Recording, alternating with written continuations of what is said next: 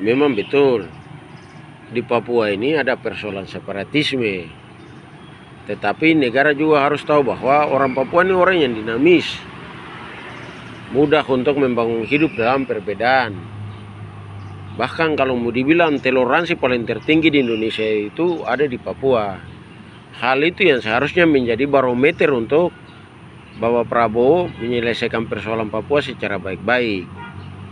Persoalan mengenai konflik yang terjadi beberapa hari lalu di Papua itu juga disebabkan dari ketidakpercayaan orang asli Papua terhadap kebijakan yang negara lakukan di Papua, yang menurut mereka itu sangat tidak memihak kepada mereka. Contohnya, orang Papua dikasih otsus, tetapi representasi dari orang asli Papua di lembaga-lembaga DPR itu sangat kurang.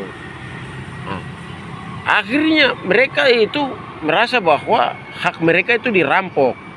Terus yang berikut itu, susahnya anak-anak Papua mencari lapangan pekerjaan di Papua. Diakibatkan dari sifat primordialisme yang dibawa dari daerah luar masuk ke Papua. Terus ditambah lagi dengan stigmatisasi negatif yang terus-menerus melekat kepada mereka. Nah, terus yang berikut itu, anak-anak Papua ini tidak punya ruang yang cukup yang negara kasih untuk mereka membangun masa depan mereka di dalam NKRI. Akhirnya mereka frustasi, stres, terus berontak kepada institusi negara. Terus yang berikut, ketika otsus dikasih di Papua, orang non Papua di Papua ini mereka menikmati pembangunan yang dibangun dengan uang otsus di Papua. Mereka juga menikmati lapangan pekerjaan. Mereka menikmati kekuasaan politik birokrasi di Papua. Tetapi ketika terjadi kegagalan pembangunan di Papua, hanya orang asli Papua saja yang disalahkan terus menerus. Sebaliknya mereka tidak. Itu yang buat orang Papua itu semakin sakit hati.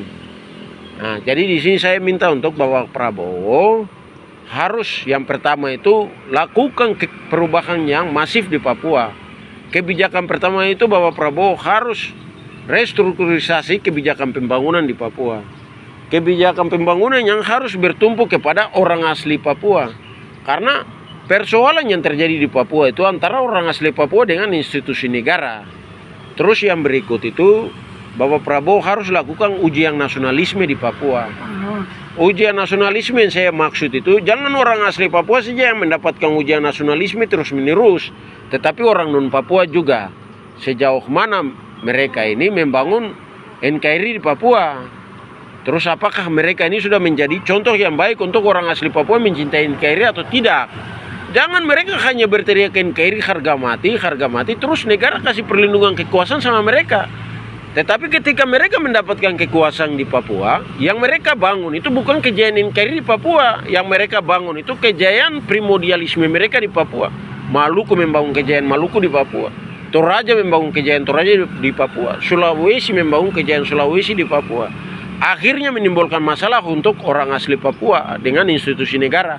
Terus yang parahnya lagi itu, organisasi primordial yang mereka bangun itu bukannya untuk mendukung program-program negara untuk mendekatkan orang asli Papua dengan institusi negara.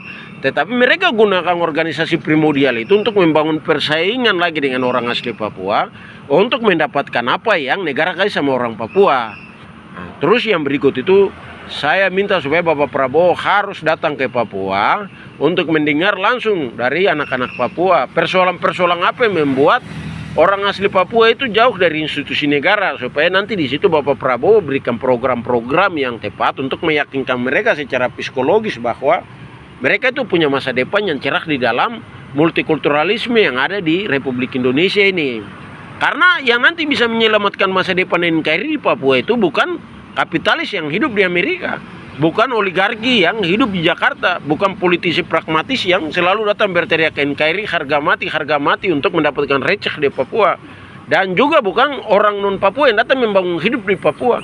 Tetapi yang bisa menyelamatkan masa depan NKRI di Papua adalah orang asli Papua yang rambut keriting kulit hitam seperti saya ini. Itu saja.